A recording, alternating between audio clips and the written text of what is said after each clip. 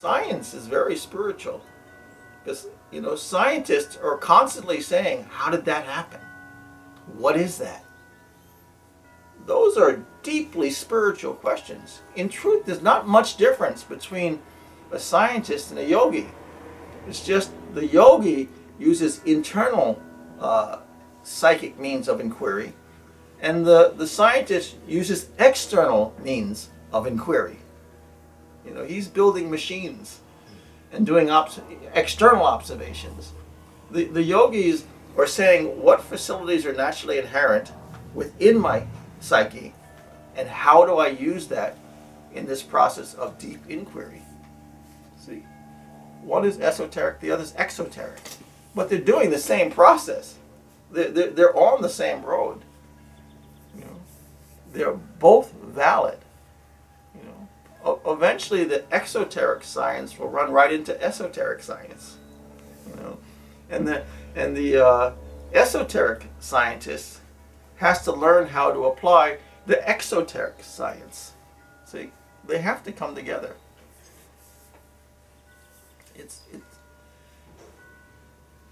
Now, the exoteric scientist, as he goes deep into his craft, whether it's physics or geology or mathematics, what he or she will probably experience is a sense of awe, or at the wonder of what nature is doing. What the yogi will experience is profound love. One will be in a state of awe. The other will be in a state of emotional, divine rapture. That beauty will manifest as love. That awe will manifest as love. See?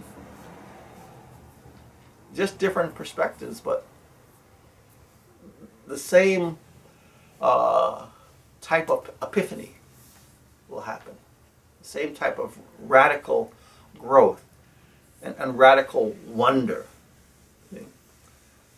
The yogi falls in love with God. That's just a fact. That's just a fact. The scientist may have an awe and reverence of nature. Not so different.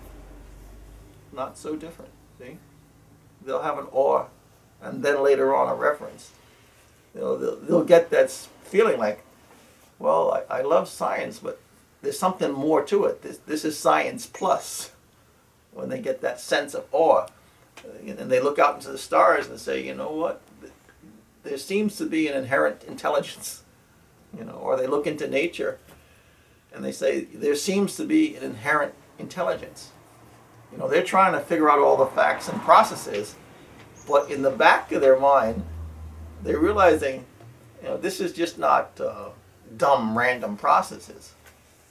There's an inherent intelligence. They get that. They may not talk about it, or maybe privately amongst their quiet, close friends, but they start to feel there's a hidden intelligence.